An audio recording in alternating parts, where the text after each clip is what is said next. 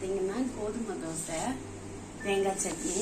இப்போ பாருங்க, கோதுமை தோசைக்கு இந்த மாதிரி செய்யுங்க, எப்பவுமே நல்லா இருக்கும். கடுகு உளுந்தம் பருப்பு போட்டுட்டு இது பொரியட்டும். பெருங்காயத்தூள் கொஞ்சம் போட்டுக்கோங்க. போட்டுட்டு வெங்காயம், மெயினாக இதுக்கு வரமிளகா போடுங்க. வரமிளகா போட்டால் ரொம்ப டேஸ்டாக இருக்கும். வரமிளகா இது கிள்ளி போட்டுருங்க. நான் சிசர் வச்சு கட் பண்ணியிருக்கேன். நீங்கள் கட் பண்ணிவிட்டு இது நல்லா வதக்கிக்கோங்க. வரமிளகா, வெங்காயம், கருவேப்பிலை இருந்தால் போட்டுக்கோங்க. இந்த இல்லை அது மாதிரி கருவேப்பிலை போடலை. வெங்காயம், வரமிளகா தாளிச்சு வச்சுருக்கோங்க.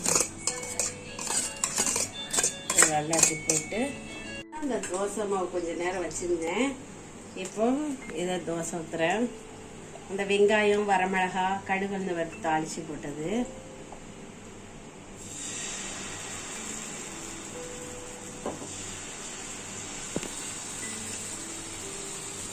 இது ரொம்ப முருகலாக அப்படிலாம் வராது, கொஞ்சம் ஊத்தப்பம் மாதிரி தான் வரும் இது. ஏன்னா நம்ம வெங்காயம்லாம் போட்டிருக்கோம்ல, அதனாடி இப்படிதான் வரும்.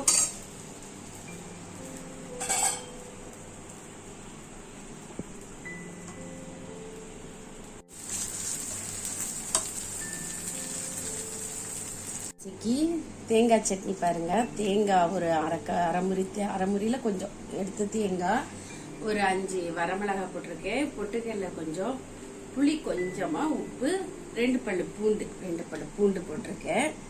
இதை அரைச்சிட்டு நான் அப்புறம் காமிக்கிறேன். உங்களுக்கு தோசை தேய்ச்சியில் காமிக்கிறேன். இப்போ இது பாருங்க, பிளேட்டில் வச்சுட்டேன். பாருங்க, இதுக்கு இந்த சட்னி காம்பினேஷன் சூப்பராக இருக்கும். இந்த தேங்காய் சட்னியை அப்போ இந்த காமிச்செல்லாம் எப்படி அரைக்கணும்ன்ட்டு, அதுவும் இந்த தோசைங்க. இப்போ நான் சாப்பிட போகிறேன் நைட் டிஃபன்.